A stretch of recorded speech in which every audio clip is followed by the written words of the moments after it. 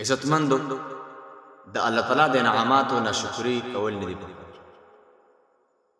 کم انسان چې هم د الله تعالی ناشکری کړي ده نو الله جل شانه دغه انسان په ډیرو مصیبتونو کې راګر کړه مبتلا کړي. لکه نن سبا زموږ مسلمانان ورونه د الله تعالی په ناشکری کې مبتلا دي او د هغه ناشکرونه یو ناشکری دا ده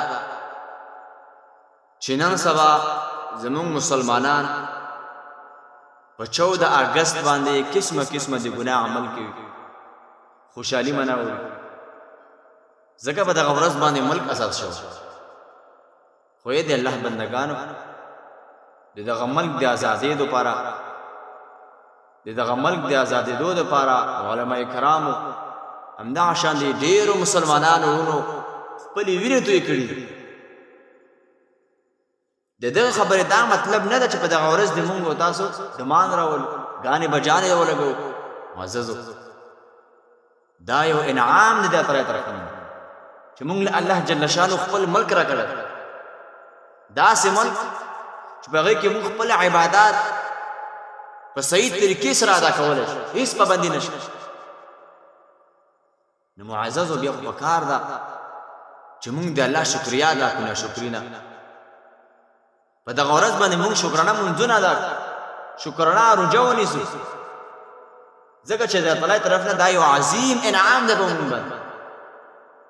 او نن سبا مسلمانان په قسمه قسمه ګناهونو کې مبتلا دي. دا کلم کله د تعالی د انعام ناشکري دی. ازادي دا یو لوی انعام دی چې مسلمان یې قدر وکړي. ته لاړ شه او د هغه ملکونو مسلمانانو ګوره چې هغه کفري ملکونه دي، په هغوی کې ټول قانون کفري دی او هلته په مسلمانانو باندې د خپلو عبادتونو پابندي لګېدلې ده چې هغه پکې مونځ او داسې نشي کولی په طریقې سره. هغه خلک د ازادۍ قدر پېژني. مونږ او تاسو له خوا الله تعالی داسې ملک راکړه چې هغه په هغې کې ازادي ده زموږ د عباداتو دپاره. نو په کار دا ده چې په دا کم ورځ مونږ له ازادي میلاو شوې ده چې په دغه ورځ باندې مونږ د الله شکریا ده داسې عمل وکړو چې په هغې باندې مونږ نه الله خوشحاله شي. جناب نبی کریم صلی الله علیه وسلم چې کله مدینې منورې تشریف یاوړ، یهود یې وکتل چې هغوی د 10 محرم روژه نیوله. جناب نبی کریم صلی الله علیه و وسلم تپوس وکړ چې خلکو تاسو د روژه د څه شي نیسئ؟ نو هغوی ورته وویل چې په دغه ورځ باندې الله جل شانه موسی علیه السلام او د هغه قوم له د فرعون لعین نه نجات ورکړو. نو موسی علیه السلام په دغه ورځ باندې د شکرانې روژه ونیوله. نو مونږ یې هم نیسو. نو رسول الله مبارک صحابه کرامو له وفرمایل چې دا خلک د موسی علیه السلام هغه طریقه ژوندی کوي، نو مونږ د دغو خلکو نه زیات نږدې موسی علیه السلام نه. نو نبي علیه السلام دغه 10 محرم روژه خپلوله. عزتمندو موسی علیه السلام له چې کله الله تعالی نجات د فرعون له عین نه ورکړ، هغه له ازادي میلاو شو د فرعون نه.